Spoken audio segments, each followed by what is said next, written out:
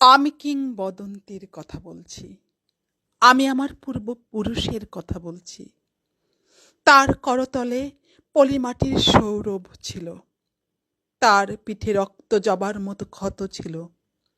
তিনি অতিক্রান্ত পাহাড়ের কথা বলতেন, অরণ্য এবং সাপদের কথা বলতেন, পতিত জমি আবাদের কথা বলতেন। তিনি কবি এবং কবিতার কথা বলতেন।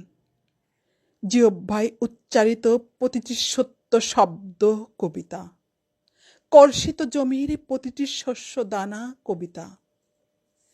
যে কবিতা শুনতে জানে না, সে ঝড়ের আর্তনাদ শুনবে। যে কবিতা শুনতে জানে না, সে দিগন্তের অধিকার থেকে বঞ্চিত হবে। যে কবিতা শুনতে জানে না, সে আজন্ম কৃতদাস থেকে যাবে। আমি উচ্চারিত সত্যের মতো স্বপ্নের কথা বলছি।